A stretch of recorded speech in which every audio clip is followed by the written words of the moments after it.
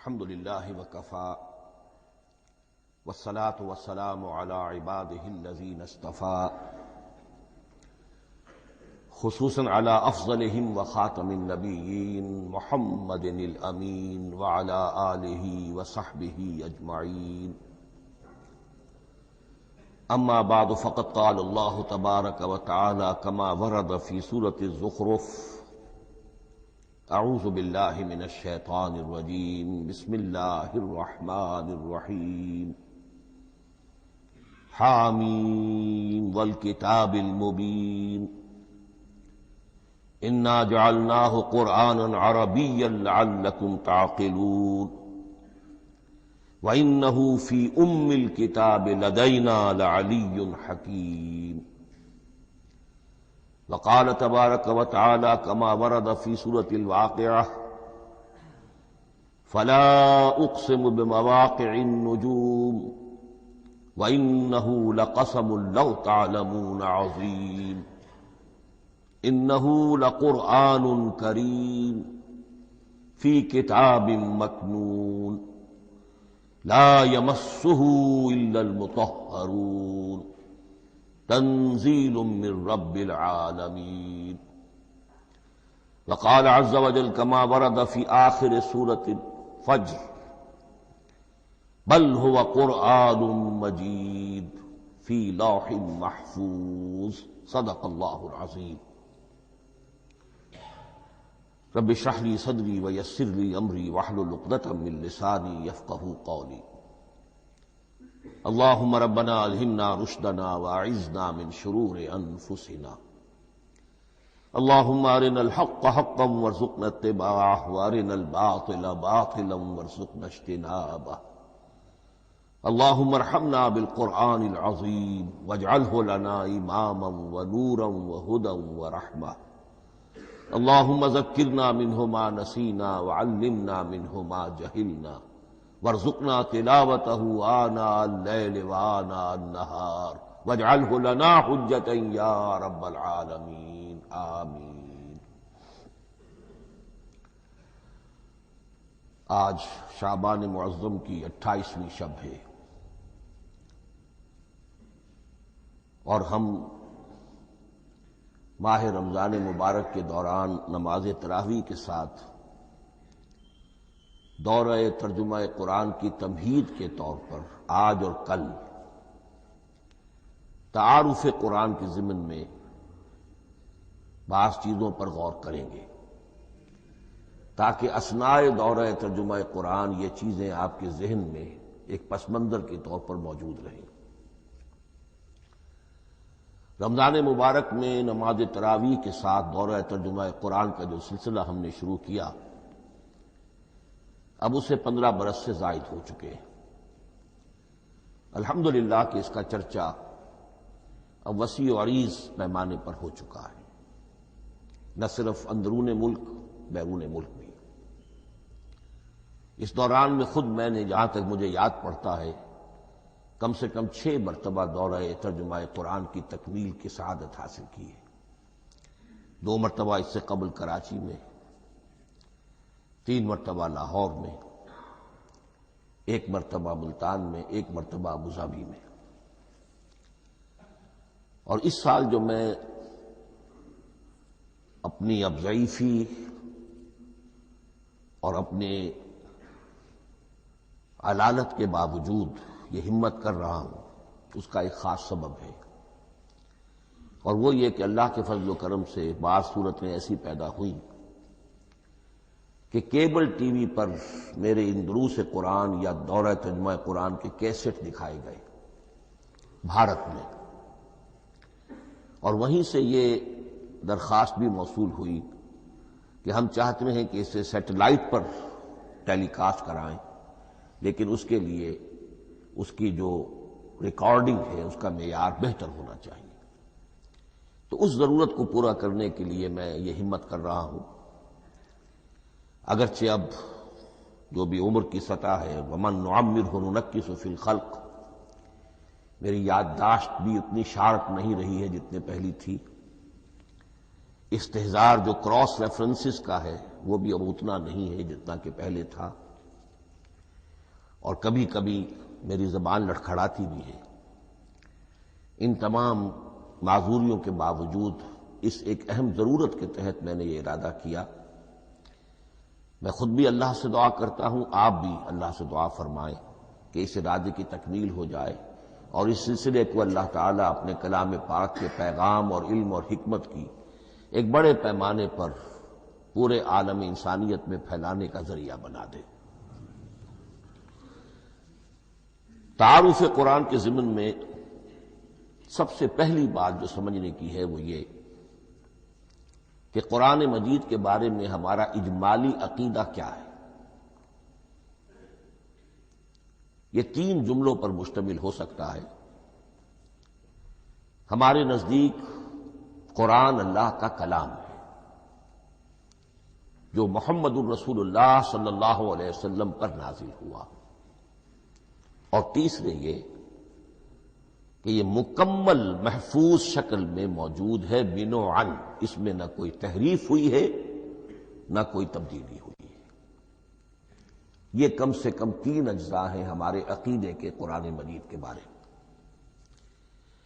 لیکن اب اس کی کچھ علمی توضیحات۔ سب سے پہلے یہ کہ کلام ہونا، اس کا اللہ کا کلام ہونا، اس لیے کہ آپ کے علم میں ہے یہ تورات جو حضرت موسیٰ علیہ السلام کو دی گئی تھی وہ لکھی ہوئی شکل میں پتھر کی تختیوں پر لکھی ہوئی صورت میں دی گئی تھی، اور قرآن مجید کی تنزیل جو محمد رسول اللہ صلی اللہ علیہ وسلم پر ہوئی ہے وہ ایک مختلف صورت میں ہوئی ہے۔ اس کو قرآن مجید خود اللہ کا کلام قرار دیتا ہے۔ چنانچہ سورہ توبہ کی آیت ہے، آیت نمبر 6، وَإِنْ أَحَدٌ مِّنَ الْمُشْرِكِينَ اسْتَجَارَكَ فَأَجِرْهُ حَتَّى يَسْمَعَ كَلَامَ اللَّهِ ثُمَّ أَبْلِغْهُ مَأْمَنَهُ۔ جب ہجرت کے 9ویں سال آخری وارننگ دی گئی تھی مشرکین عرب کو کہ اب صرف تمہیں چند مہینے کی مہلت دی جا رہی ہے، اس دوران میں آخری فیصلہ کر لو اسلام قبول کرنا ہے یا نہیں، اس لیے کہ اس کے بعد مشرکین عرب کے لیے کوئی رعایت نہیں ہوگی، جو لوگ اسلام قبول نہیں کریں گے انہیں تہہ تیغ کر دیا جائے گا۔ فَإِذَا انْسَلَخَ الْأَشْهُرُ الْحُرُمُ فَاقْتُلُوا الْمُشْرِكِينَ حَيْثُ وَجَدتُّمُوهُمْ۔ جب یہ مہلت ختم ہو جائے تو ان مشرکین کا قتل عام کرو۔ اس کی وضاحت پھر جب سورہ توبہ ہم پڑھیں گے تو اس وقت یقیناً ذہن میں کچھ اشکالات آئیں گے، لیکن اس وقت اس ضمن میں تفصیلی بحث کا موقع نہیں۔ اب اس میں ایک استثناء رکھا گیا کہ ایک مشرک ہے، وہ چاہتا ہے کہ اتنا بڑا چیلنج جو ہمیں دے دیا گیا تو ہمیں موقع دیا جائے کہ ہم آئیں، آپ کے پاس بیٹھیں، کچھ دن رہیں، اللہ کا کلام سنیں، آپ کیا بات منوانا چاہتے ہیں، اس کے لیے کیا دلائل ہیں، اس کو اچھی طرح سمجھے، اس کا ہمیں موقع ہونا چاہیے۔ اس کے لیے یہ آیت نازل ہوئی کہ وَإِنْ أَحَدٌ مِّنَ الْمُشْرِكِينَ اسْتَجَارَكَ، اے نبی اگر ان مشرکین میں سے کوئی شخص آپ سے پناہ طلب کرے فَأَجِرْهُ، اسے پناہ دیجئے، حَتَّى يَسْمَعَ كَلَامَ اللَّهِ، یہاں تک کہ وہ اللہ کا کلام سن لے۔ ثُمَّ أَبْلِغْهُ مَأْمَنًا، پھر یہ بھی نہیں کہ اسی وقت اسے کہا جائے کہ تم مانتے ہو یا نہیں مانتے، نہیں، پھر اسے اس کے امن کے مقام پر پہنچا دو۔ یہ جو آیت ہے اس میں لفظ کلیئر آ گیا کہ قرآن مجید اللہ کا کلام ہے۔ لیکن اب اسی تل کے اوٹ میں پہاڑ والا مسئلہ ہے، ٹپ آف آئس برگ، اس کے نیچے وہ کتنا بڑا تودہ ہوتا ہے۔ کلام جو ہے اللہ تعالیٰ کی صفت ہے، اور یہ بڑا مسئلہ گہرا ہے اور علم کلام کا ایک بڑا پیچیدہ مسئلہ ہے کہ ذات باری تعالیٰ اور اس کی صفات کے مابین کیا ربط و تعلق ہے۔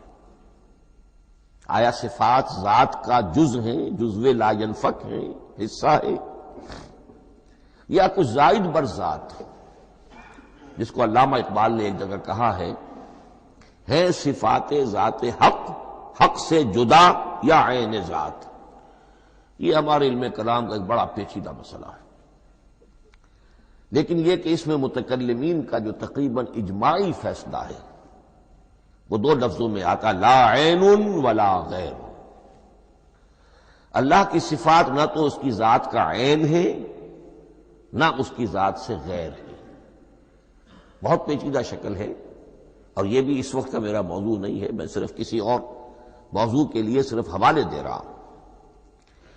بہرحال قرآن مجید کا جو تعلق ہے ذات باری تعالیٰ کے ساتھ، وہ اس مسئلے سے بخوبی واضح ہو جاتا ہے کہ چونکہ یہ اللہ تعالیٰ کی صفت ہے، اور صفت کو ہم یہ نہیں کہہ سکتے کہ وہ ذات باری تعالیٰ سے جدا ہے، یہ بھی نہیں کہہ سکتے کہ اس کی ذات کا جزو لا ینفک ہے.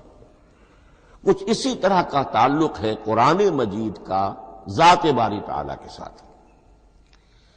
لیکن یہ مسئلہ قرآن مجید میں خود بیان ہوا، اور سورہ حشر کی آیت میں تو یہ فرمایا گیا، اللہ تعالیٰ نے اپنے اس کلام کی عظمت کو یوں بیان کیا، وہ عظمت کما ہیا، جیسے کہ وہ فی الواقع ہے، اور جس کا کہ گویا کہ پورا ادراک ہمارے لیے اپنی بہت سی محدودیتوں کی وجہ سے ممکن نہیں ہے.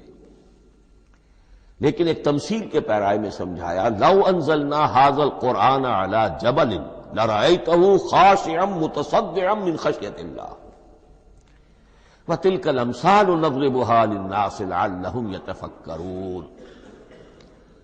اگر ہم نے اس قرآن کو کسی پہاڑ پر اتار دیا ہوتا تو تم دیکھتے کہ وہ دب جاتا اور پھٹ جاتا اللہ کے خوف سے. اور یہ مثالیں ہیں جو ہم لوگوں کے لیے بیان کرتے ہیں تاکہ وہ غور کریں، تدبر کریں، سمجھیں. ما لا یدرک کلہ لا یترک کلہ، اگرچہ بتمام و کمال عظمت قرآن کا فہم ان کے لیے ممکن نہیں ہے، لیکن کسی درجے میں تو کچھ انعکاس اس کا ہو جائے، کچھ اندازہ ہو جائے، انسان اپنی ذہنی سطح کے اعتبار سے، اس کی مناسبت سے کسی درجے میں عظمت قرآن کا اندازہ کر لے تو اللہ تعالیٰ کے ان الفاظ کو سامنے رکھے کہ لو انزلنا هذا القرآن على جبل لرأيته خاشعا متصدعا من خشية الله. اب اس آیت کو سمجھنے کے لیے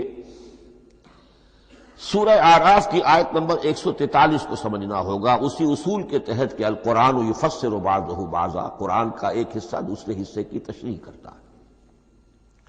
وہاں یہ واقعہ بیان ہوا ہے کہ حضرت موسیٰ علیہ السلام کو جب اللہ تعالیٰ نے کوہ طور پر طلب فرمایا 30 راتوں کے لیے، جس میں بعد میں 10 کا اضافہ کر کے وہ ایک 40 رات کا ایک کورس بنا، دن رات. اس موقع پر جو مخاطبہ الہی، مکالمہ الہی سے مشرف ہوئے حضرت موسیٰ علیہ السلام، تو ان کی آتش شوق بھڑکی اور انہوں نے بڑی جرأت کر کے یہ درخواست کر دی، رب ارنی انظر الیک، پروردگار مجھے اپنا دیدار بھی عطا فرما، مجھے موقع عنایت فرما، میں تجھے دیکھ سکوں. یہ ان کی وہ آتش شوق کا مسئلہ ہے. لیکن جواب کیا ملا؟ لن ترانی، تم مجھے ہرگز نہیں دیکھ سکتے. ولکن انظر الی الجبل فإن استقر مکانہ فسوف ترانی. لیکن ظاہر بات ہے کہ حضرت موسیٰ علیہ السلام کو بات سمجھانے کے لیے کچھ مشاہدہ بھی کرانا تھا. فرمایا تم مجھے نہیں دیکھ سکتے، البتہ اس سامنے کے پہاڑ پر نگاہ جماؤ، ہم اس پر اپنی ایک تجلی ڈالیں گے. یہ اگلی الفاظ کے اندر وضاحت ہے، میں یہاں پہلے سے بیان کر رہا ہوں سمجھانے کے لیے. اگر وہ پہاڑ ہماری اس تجلی کو، تجلی کسے کہتے ہیں؟ جلا، روشنی. تو اللہ تعالی کی طرف سے کوئی خاص اس کے نور کا جب پرتو ہوتا ہے کسی شے پر تو وہ اس کی تجلی ہے. ہم اپنی ایک تجلی اس پہاڑ پر ڈالیں گے، اگر وہ اس کو جھیل جائے، اپنی جگہ کھڑا رہ جائے، تو تم سمجھنا کہ شاید تم بھی ہمیں دیکھ سکو. فلما تجلی ربہ للجبل، اب یہاں وہ لفظ آ گیا، جب اللہ نے تجلی اپنی پہاڑ پر ڈالی، جعلہ دکا وخر موسیٰ صعقا، وہ پہاڑ ریزہ ریزہ ہو گیا اور حضرت موسیٰ بے ہوش ہو کر گر گئے. اب یہ بے ہوش ہو کر گر جانا، جبکہ وہ تجلی براہ راست بھی نہیں ہے، بالواسطہ ہے. مشاہدہ جو کر رہے حضرت موسیٰ وہ بالواسطہ ہے، تجلی پہاڑ پر ہے. لیکن یہ کہ اس کا بھی بالواسطہ اس کا جو ہوا ہے، اس کی جو تاثیر ہوئی حضرت موسیٰ علیہ السلام پر کہ وہ اس کی تاب نہ لا سکے اور بے ہوش ہو کر گر گئے۔ یہاں سے یہ بات سمجھ میں آتی ہے کہ یہ تجلی ذات باری تعالی تھی جس نے کوہ طور کو جلا کر بھسم کر دیا یا ٹکڑے ٹکڑے کر دیا، ریزہ ریزہ کر دیا۔ اب ذات الہی کے ساتھ جو تعلق ہے کلام الہی کا، اور یہ صفت جو لا عین ولا غیر کے درجے میں ہے ذات کے ساتھ، تو وہی تاثیر اس کلام الہی کی بھی ہے۔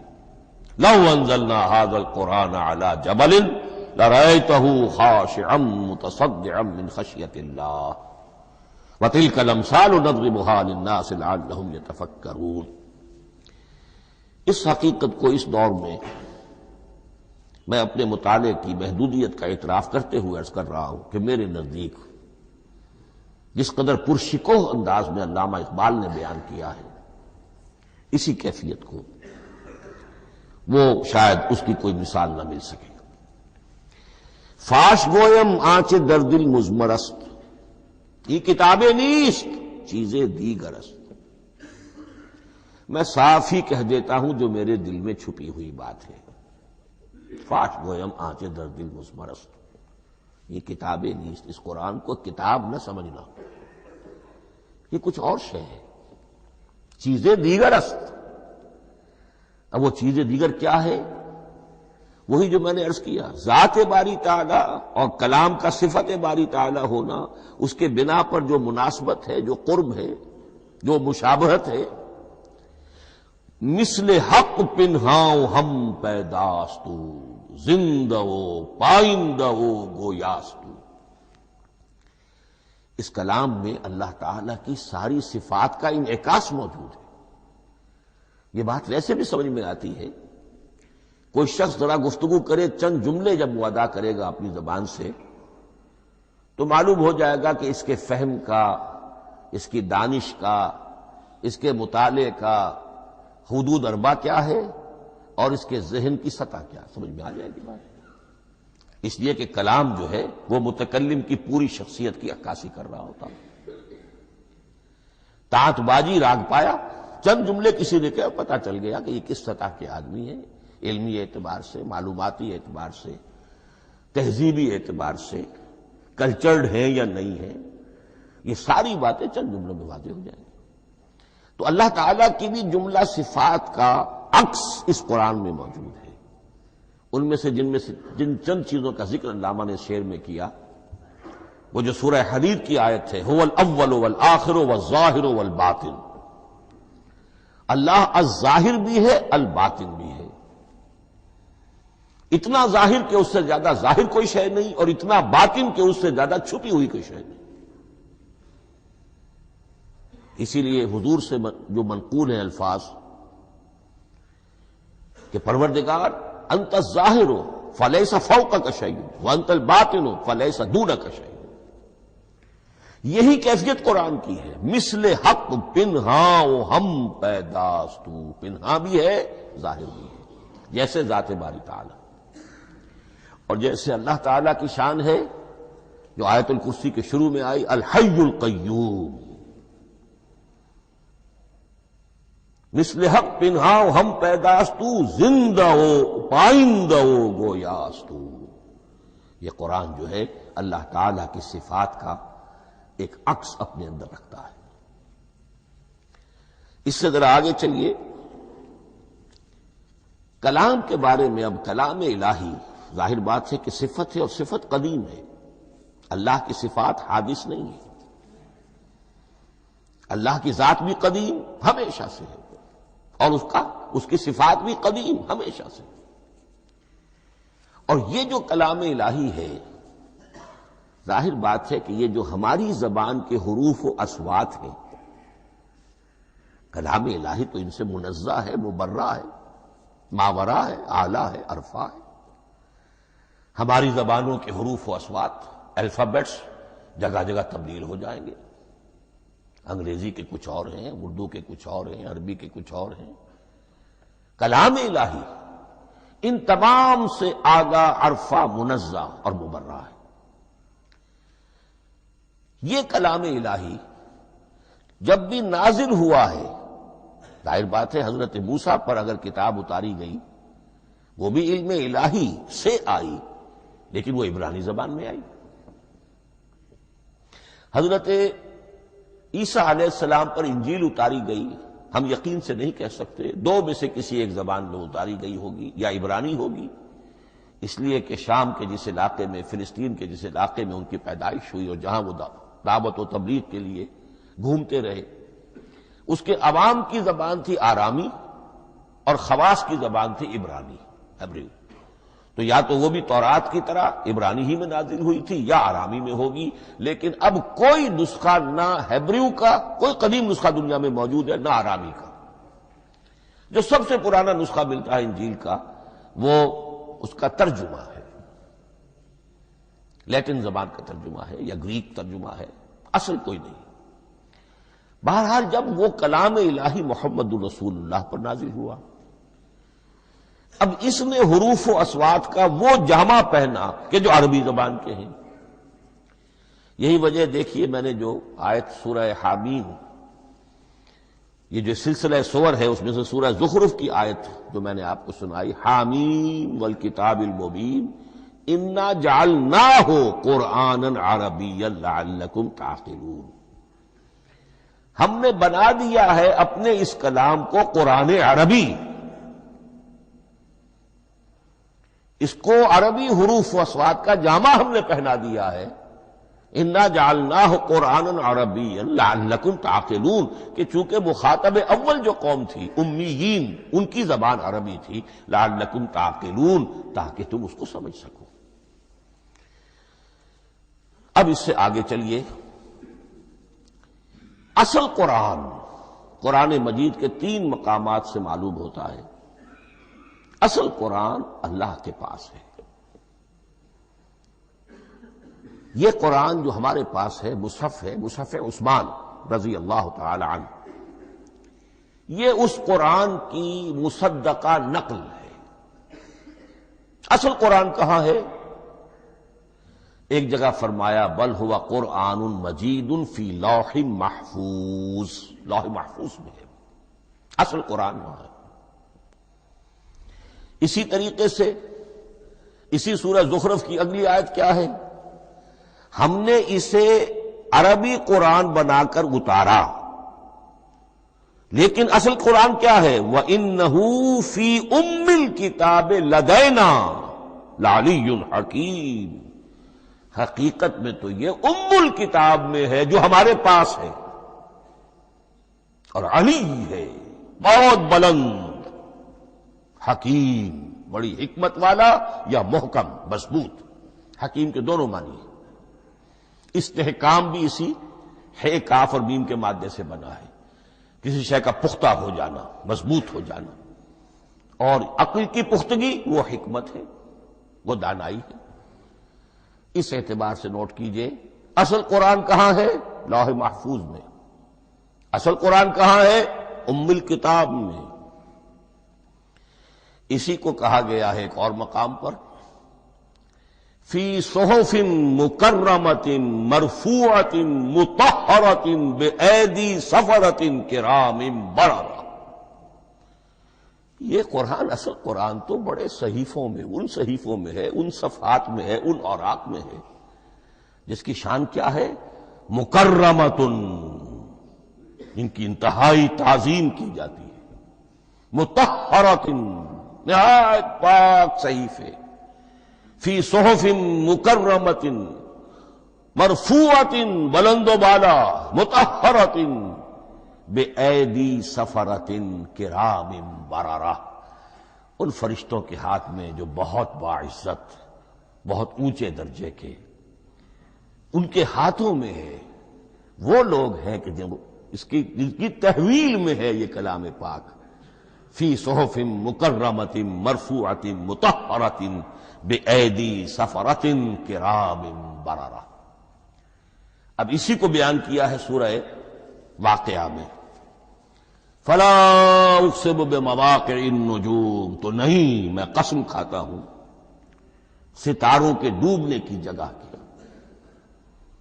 وَإِنَّهُ لَوْ تَعْلَمُونَ لَقَسَمٌ عَظِيمٌ وَإِنَّهُ لَقَسَمٌ لَوْ تَعْلَمُونَ عَظِيمٌ، اور اگر تم جان سکتے تو یہ بہت بڑی قسم ہے جو ہم نے کھائی ہے، بہت بڑی گواہی ہے جو ہم نے پیش کی ہے۔ اب تدریجاً اس کا انکشاف ہو رہا ہے۔ یہ آج جو تصور ہے بلیک ہولز کا، اس سے کچھ اندازہ ہوتا ہے یہ ستارے کہاں ڈوب جاتے ہیں، بڑے بڑے ستارے نسیم منسیہ ہو جاتے ہیں، ستارے نہیں پوری گیلیکسیز اس میں گم ہو جاتے ہیں، وہ مقبرے ہیں بڑی بڑی گیلیکسیز کے۔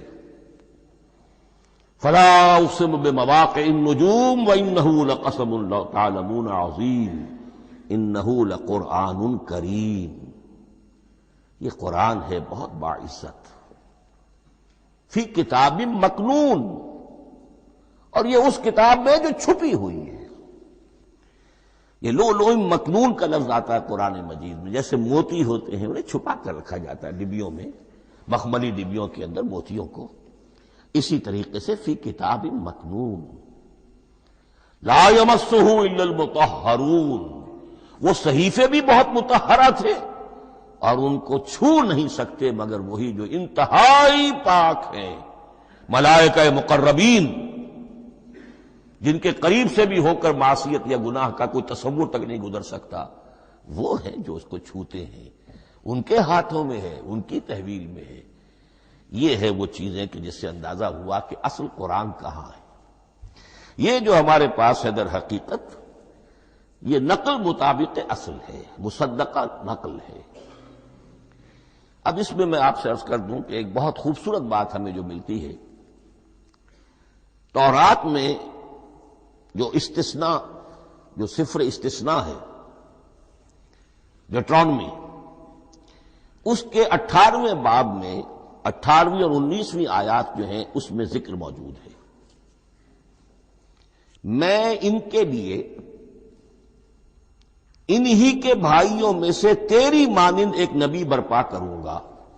اللہ تعالیٰ کلام فرما رہے ہیں یہاں حضرت موسیٰ علیہ السلام سے، آج بھی موجود ہے اولڈ ٹیسٹمنٹ، ڈیوٹرانومی یا کتاب استثناء، صفر استثناء، اس کا 18واں باب، اس کی 18ویں اور 19ویں آیات جب چاہیں جا کر دیکھیں۔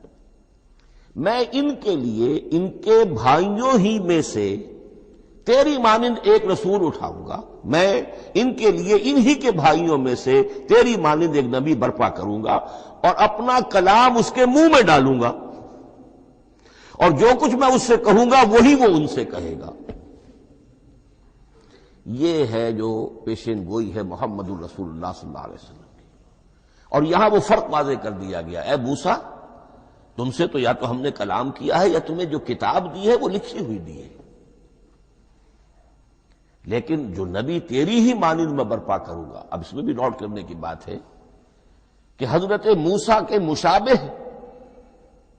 نبی اکرم صلی اللہ علیہ وسلم کے سوا کوئی نبی نہیں۔ صاحب کتاب وہ بھی تھے، صاحب کتاب محمد بھی ہے، صاحب امت وہ بھی تھے، اور صاحب امت محمد رسول اللہ ہے، تیری مانند صاحب شریعت۔ حضرت عیسیٰ صاحب شریعت نہیں تھے، شریعت موسوی ہی کو نافذ کرنے کے لیے آئے تھے، ان کی حیثیت دین موسوی کے مجدد کی تھی، ویسے نبی تھے، اللہ کے فضل و کرم سے نبی تھے، اس میں کوئی شک نہیں، رسول تھے، لیکن یہ کہ ان کے کام کی نوعیت کیا تھی، اس لیے کہ کوئی نئی شریعت لے کر نہیں آئے۔ اب بھی انجیل میں الفاظ موجود ہیں، don't think I have come to destroy law, the Mosaic law جسے یہ کہتے ہیں، شریعت موسوی، وہ تم پر نافذ رہے گی، تم اس کی پابندی کرو گے، چونکہ صاحب شریعت رسول یا موسیٰ یا محمد صلی اللہ علیہ وسلم علیہ الصلوۃ والسلام۔ تو میں ان کے بھائیوں میں سے، اب بھائی کون ہوں گے؟ ظاہر بات ہے بنی اسرائیل، ان کے کزنز کون ہیں؟ بنی اسماعیل۔ بنی اسرائیل تو جو بھی نبی ہے وہ انہی میں سے ہے، ان کے بھائیوں میں سے، تو بھائی تو ہوگا، ان کا کزن ہوگا، اب وہ کون ہے؟ بنی اسماعیل۔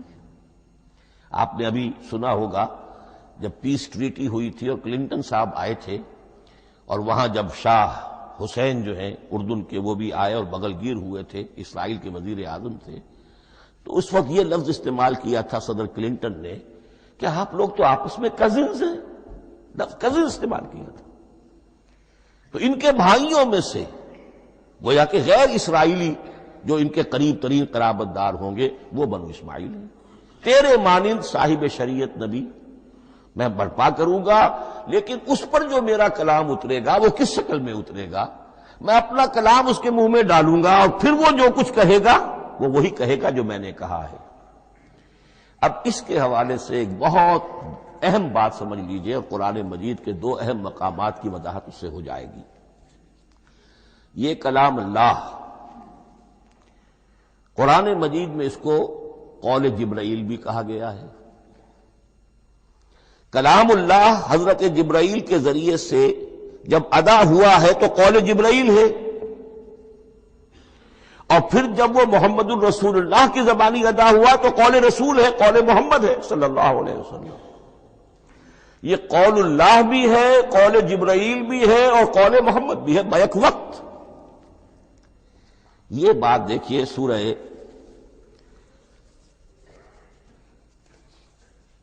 اذا السماء انفجرت، اس میں یہ سورت جو الفاظ آئے ہیں انہ لقول رسول کریم، سورت تکویر اذا الشمس کورت، انہ لقول رسول کریم ذی قوت عند ذی العرش مکین مطاع ثم امین وما صاحبکم بمجنون.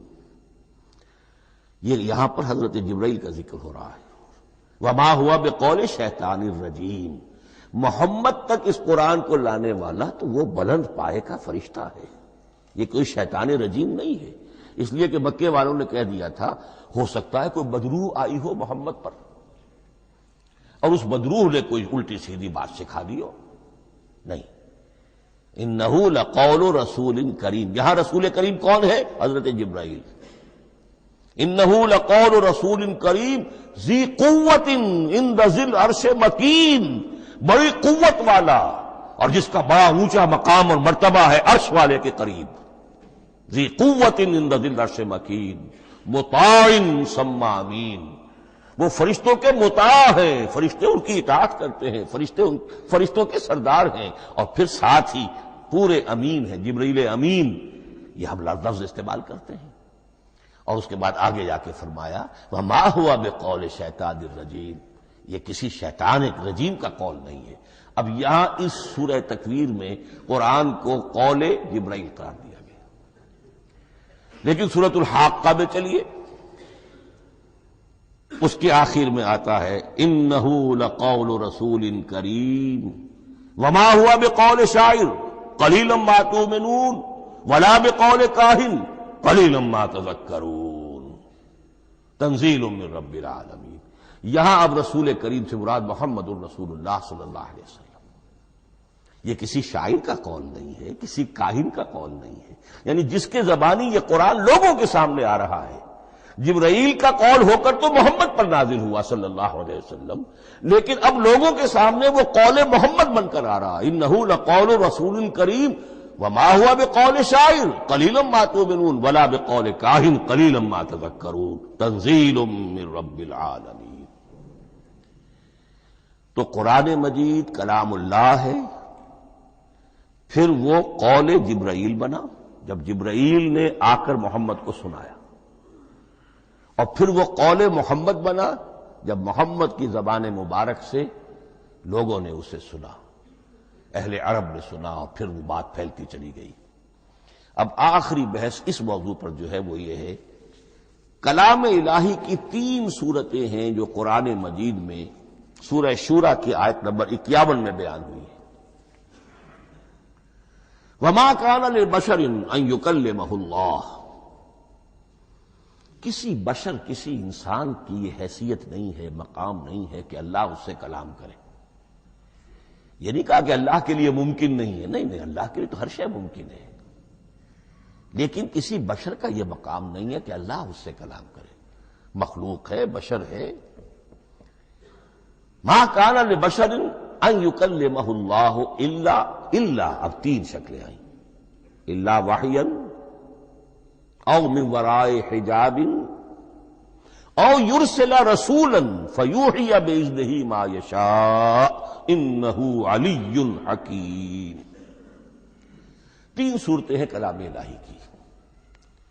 یا تو براہ راست اللہ وحی کرتا ہے بغیر کسی فرشتے کی درمیان میں ذریعہ بنائے ہوئے، اسی کا نام الہام ہے، اسی کا نام تحدیث ہے۔ یہ غیر نبی کے ساتھ بھی ہوتا ہے۔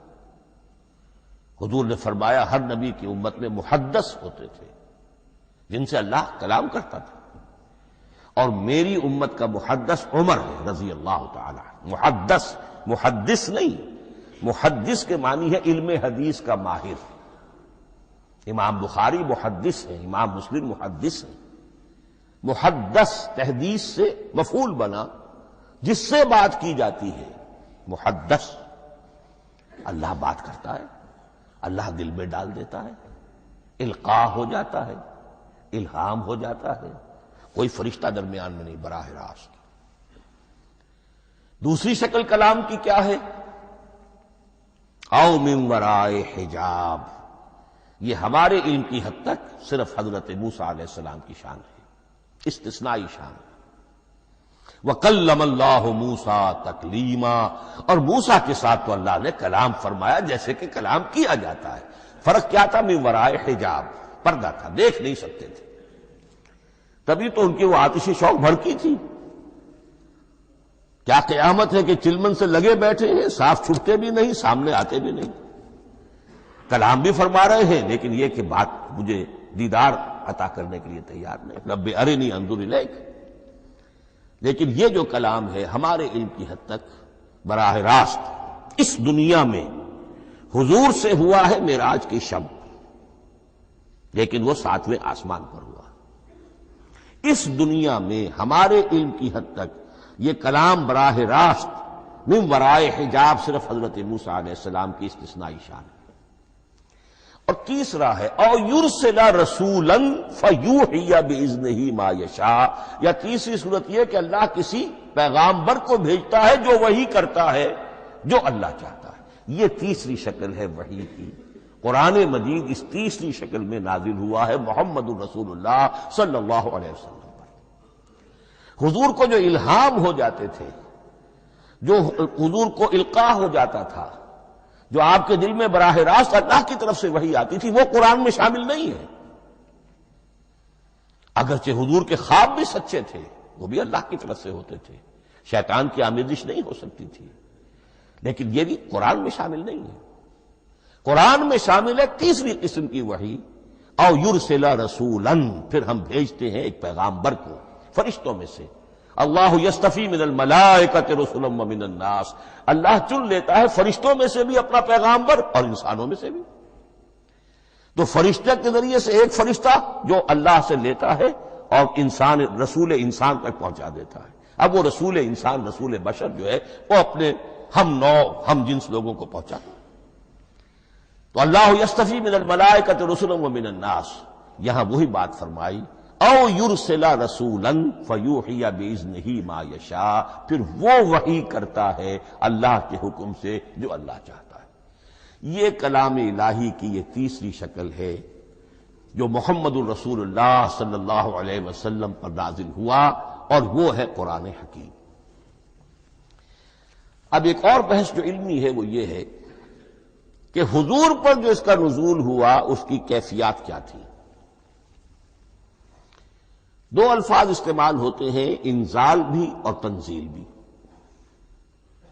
ان دونوں میں فرق کیا ہے اس کو نوٹ کر لینا چاہیے۔ لغوی اعتبار سے جان لینا چاہیے، نزل ینزل کسی کا خود اترنا، نازل ہونا، اترنا۔ انزل ینزل دفعتن اتار دینا، کسی اور نے کسی شے کو دفعتن نیچے اتار دیا۔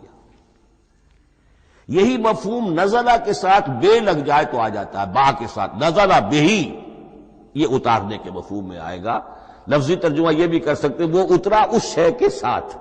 نزلہ بہ الروح الامین، اس کو لے کر نازل ہوا خود روح الامین فرشتہ علی قلبک، اے محمد صلی اللہ علیہ وسلم آپ کے قلب مبارک پر۔ تو نزلہ بے اور انزال اس کے معنی ایک ہی ہے۔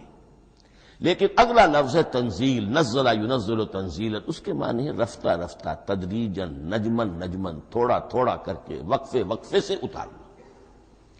جیسے عربی میں اعلام کہیں گے، کسی کو کچھ بتا دینا، باخبر کر دینا، مطلع کر دینا، بھائی مطلع کر دیا میں نے، اب تم جانو تمہارا کام، یہ اعلام کہلائے گا۔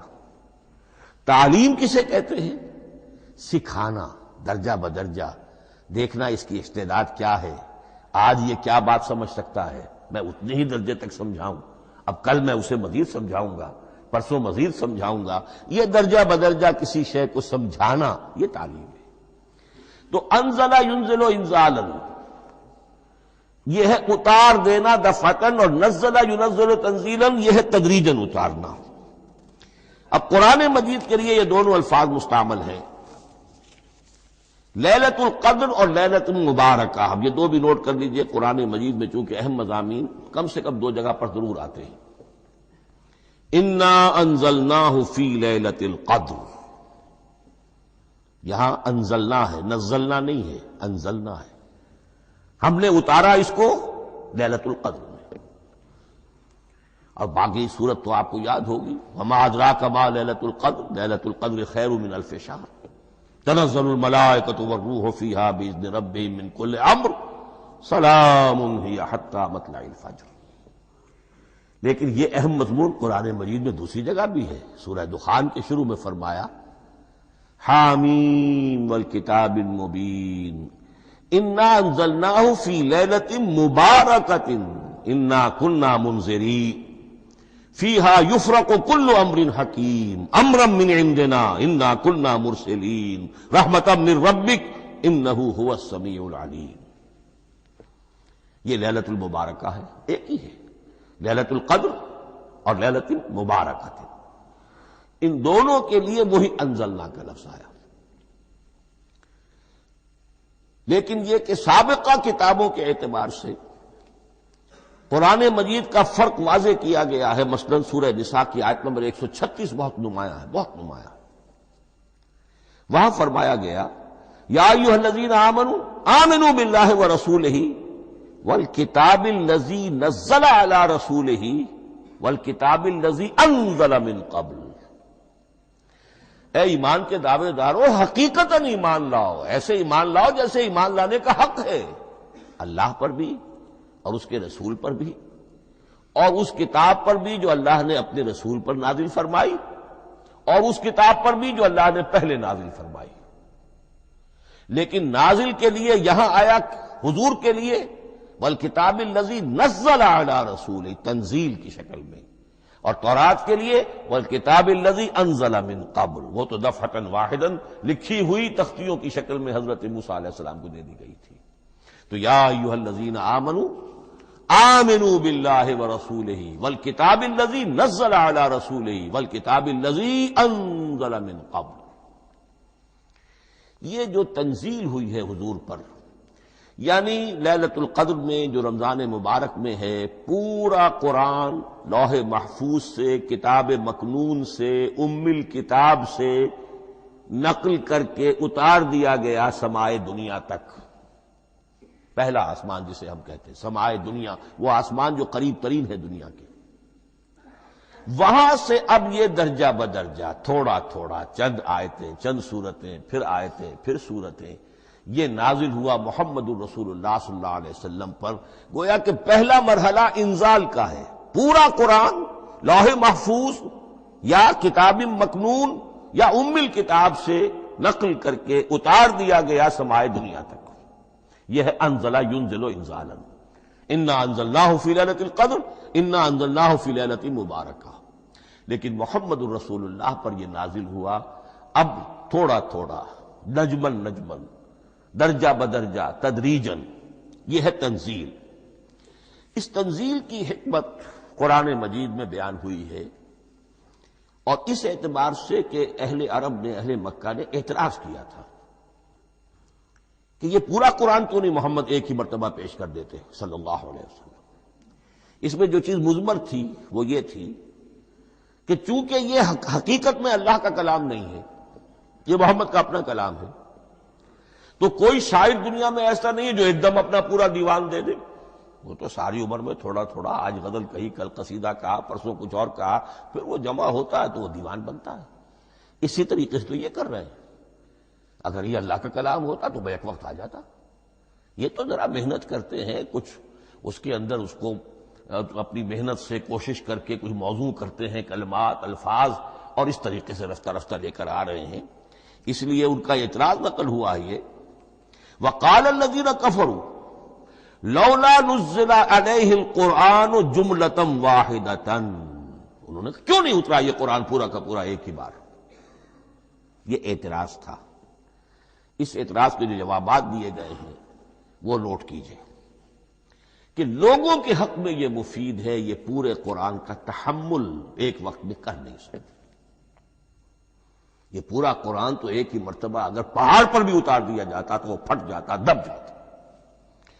وَقُرْآنًا فَرَقْنَاهُ لِتَقْرَأَهُ عَلَى النَّاسِ عَلَى مُكْثٍ وَنَزَّلْنَاهُ تَنزِيلًا، سورہ بنی اسرائیل آیت 106۔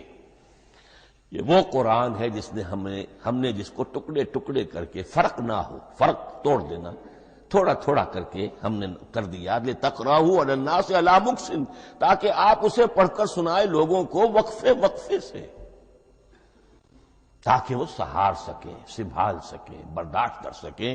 وَنَزَّلْنَاهُ تَنزِيلًا، اسی وجہ سے ہم نے اسے نازل کیا ہے بطرز تنزیل، بطرز انزال نہیں، بطرز تنزیل۔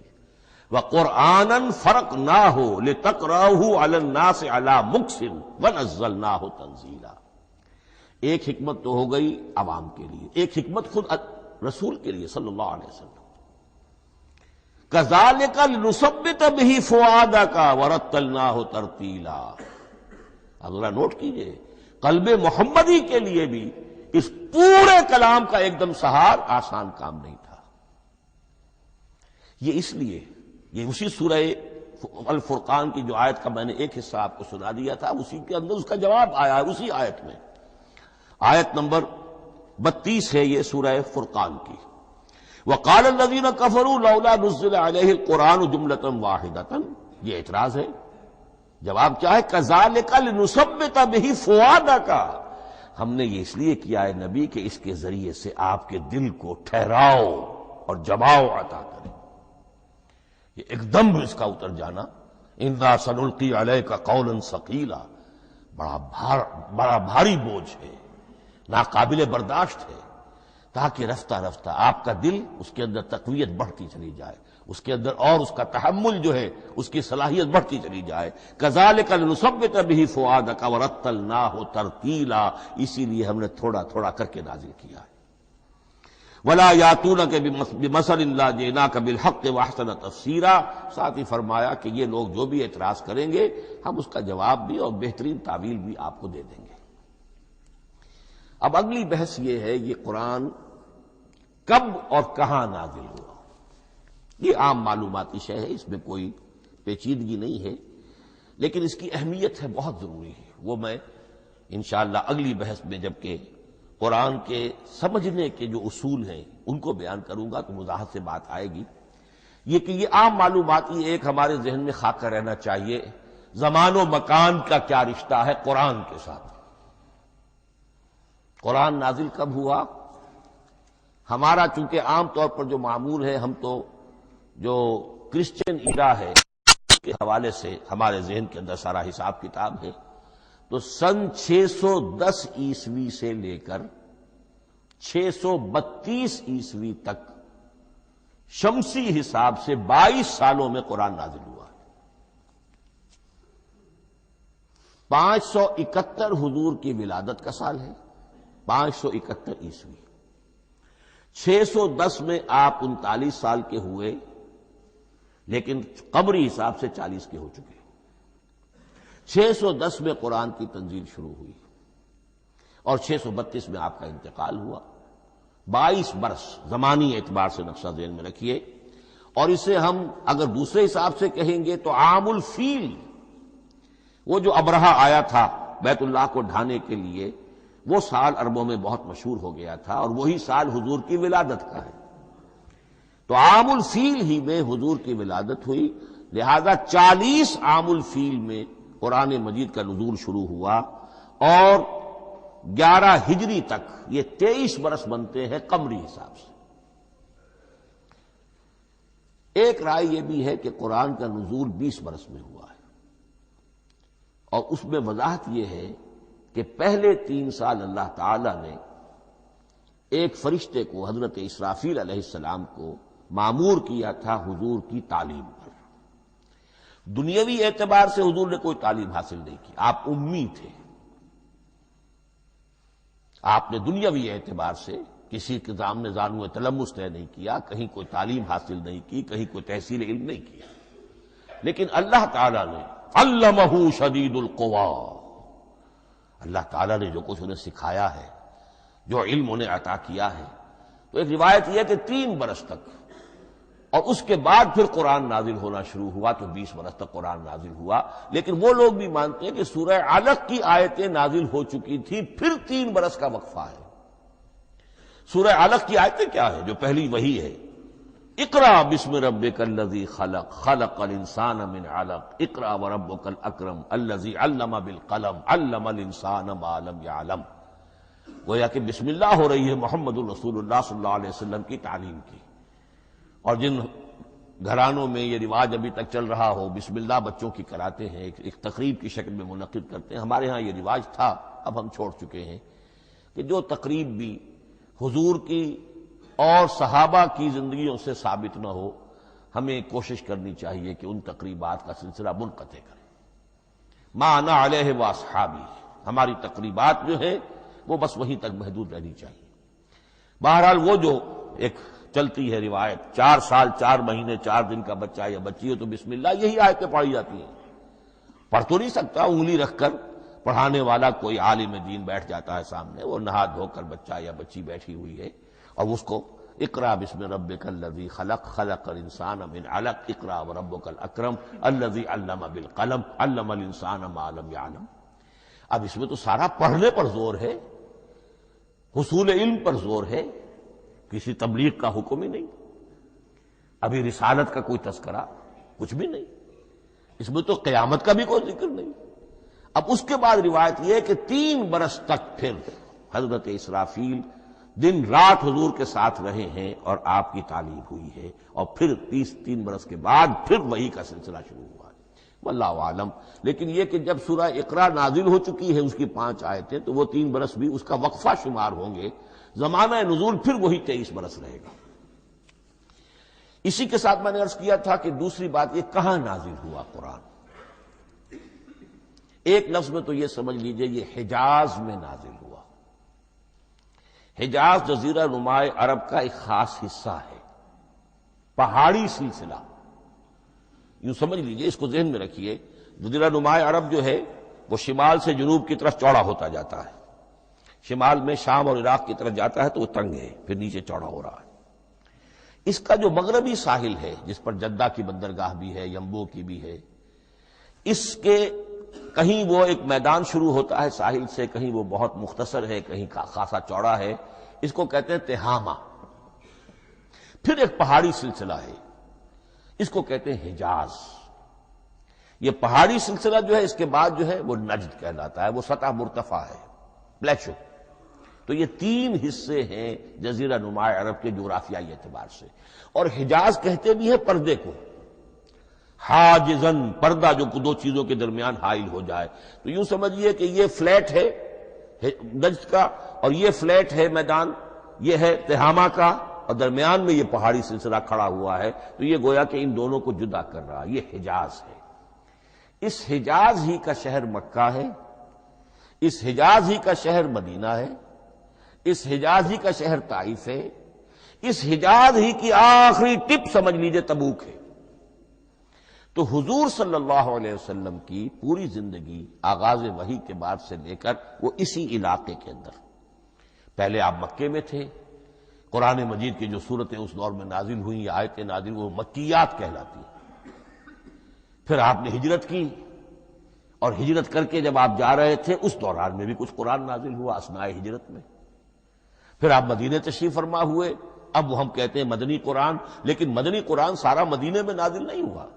آپ کبھی جا رہے کسی مہم پر، کسی جنگ کے لیے، غزوہ بدر کے لیے آ گئے ہیں، تو وہاں جو آیات نازل ہو رہی ہیں وہ مدینے میں تو نہیں ہو رہی. براڈ تقسیم تو یہی ہے، مکی مدنی. ہجرت سے قبل جو کچھ نازل ہوا وہ مکی، ہجرت کے بعد جو کچھ نازل ہوا وہ مدنی. لیکن صرف مدنی کہنا صحیح نہیں ہے. اثناء سفر تبوک، اتنا طویل سفر ہے آپ کا، اس کے دوران آتے جاتے قرآن نازل ہوتا رہا. لیکن یہ بات نوٹ کر لیجئے کہ پورا قرآن حجاز ہی میں نازل ہوا ہے. یہ تمام شہر، یہ تمام علاقہ حجاز کہلاتا ہے.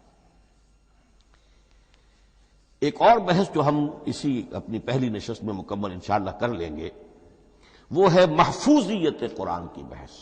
میں نے عرض کیا تھا کہ 3 چیزوں پر ہمارا عقیدہ مشتمل ہے.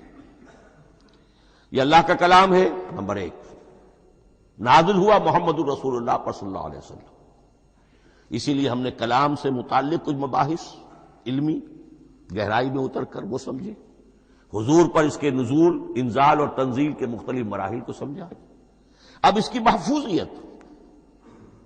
محفوظیت کے اعتبار سے واقعہ یہ ہے کہ واحد کتاب ہے پوری دنیا میں، واحد کتاب جس کے بارے میں دشمن بھی تسلیم کرتے ہیں، چاہے وہ اسے اللہ کا کلام نہ مانے، لیکن یہ مانتے ہیں کہ بعین ہی وہ شے جو محمد نے اپنی امت کو دی تھی آج بھی امت کے پاس صحیح موجود ہے. ظاہر بات ہے اگر تو اسے اللہ کا کلام مانے، وہی مانے، تب تو مسلمان ہی ہو گئے. وہ تو یہی کہتے ہیں کہ بہرحال محمد نے چاہے خود لکھا، تصنیف کیا، جو بھی کچھ کیا، اس کو چھوڑ دیجئے، لیکن جو شے محمد نے اپنی امت کو دی تھی صلی اللہ علیہ وسلم بعین ہی وہ شے موجود ہے. تو یہ محفوظیت قرآن کی جو ہے، جبکہ کوئی اور دنیا کی کتاب اس کی مدعی ہی نہیں. تورات والوں کا سرے سے یہ دعویٰ ہی نہیں ہے. وہ تورات تو گم ہو گئی تھی نبوکدنضر کے حملے کے وقت. اس کے بعد سے دنیا میں تورات کا وجود نہیں ہے. اور پھر 100 برس کے بعد اپنی یادداشتوں سے مرتب کی ہے یہ تورات جو آج ہمارے سامنے ہے. انجیل کا جیسا کہ میں عرض کر چکا ہوں کوئی نسخہ جو ہے نہ عبرانی کا موجود ہے نہ آرامی زبان کا ہے. دنیا کی کوئی کتاب نہیں جو دعویٰ کر سکتی ہو. یہ قرآن جو شروع ہوتا ہے ذالک الکتاب لا ریب فیہ، یہ دعویٰ دنیا کی کسی اور کتاب نے خود کیا بھی نہیں. اس کی بھی جس قدر پرشکوہ الفاظ میں علامہ اقبال نے اس کی ترجمانی کی ہے انہی کا حصہ ہے. حرف اورا ریب نئے، تبدیل نئے، آیش شرمندہ تعویل نئے. اس قرآن کے کسی حرف میں کوئی تحریف ہو جانا نہیں، امکان ہی نہیں. قطعی طور پر کسی لفظ کا بدل دیا جانا نہیں. حرف اورا ریب نئے، تبدیل نئے، اس میں کسی کا شک پر مبنی ہونا نہیں. آیش شرمندہ تعویل نئے. اس کی آیت کوئی بھی ایسی نہیں جسے تروڑا مروڑا جا سکے. یہ اپنی حفاظت خود کرتی ہے. لا یاتیہ الباطل من بین یدیہ ولا من خلفہ، حامیم سجدہ کی آیت نمبر 42. اس پر باطل حملہ آور ہو ہی نہیں سکتا. انا نحن نزلنا الذکر وانا لہ لحافظون، ہم ہی نے یہ الذکر نازل کیا ہے اور ہم ہی اس کی حفاظت کرنے والے ہیں. جہاں تک پہلے ٹکڑے کا تعلق ہے اس آیت مبارکہ کا، اس میں تو تورات بھی آئے گی. تورات کس نے نازل کی؟ اللہ نے نازل کی. انجیل کس نے نازل کی؟ اللہ نے نازل کی. انا انزلنا التوراۃ فیہا ھدی ونور، یہ سورہ مائدہ میں الفاظ ہیں. انجیل کے بارے میں بھی ہم نے انجیل عطا کی عیسیٰ کو، فیہ ھدی ونور. لیکن یہ کہ انا نحن نزلنا الذکر، اس کو اس قدر تاکید کے ساتھ کہہ کر وانا لہ لحافظون، اور ہم ہی اس کے محافظ ہیں. لیکن اس موضوع پر اہم ترین مقام جو ہے قرآن مجید کا وہ سورہ قیامہ کی یہ آیات ہے. لا تحرک بہ لسانک لتعجل بہ. جب قرآن نازل ہوتا تھا حضور جلدی جلدی زبان کو حرکت دیتے تھے، یاد کر لیں، مبادا کہیں بھول جاؤ، مبادا کوئی لفظ جو ہے تبدیل ہو جائے. یہ مشقت جو آپ جھیل رہے تھے اس سے اللہ نے روک دیا از راہ شفقت اور محبت. لا تحرک بہ لسانک لتعجل بہ ان علینا جمعہ وقرآنہ، ہمارے ذمے ہے اس کو جمع کر دینا، آپ کے سینے میں جمع کر دیں گے اس کو.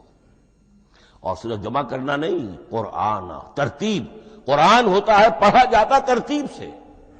یعنی ترتیب نزولی، یہ بعد میں ہماری علیحدہ بحث بھی آئے گی کہ ترتیب نزولی اور ہے، ترتیب مصحف اور ہے، یہ ترتیب بھی ہم کروا دیں گے، یہ بھی ہمارے ذمہ ہے۔ ان علینا جمعہ وقرآنہ فاذا قرأناہ فاتبع قرآنہ، پھر جب ہم جس ترتیب سے پھر آپ کو پڑھائیں اسی ترتیب کی پیروی کیجیے۔ یہ جو ہے کہ قرآن کا جمع اور تدوین، یہ بھی اللہ تعالیٰ نے اس کی ضمانت لی، اور اس کی ترتیب بھی اللہ تعالیٰ ہی کی ضمانت سے ہے۔ اس اعتبار سے محفوظیت قرآن کے یہ دونوں پہلو ہمارے سامنے رہنے چاہیے۔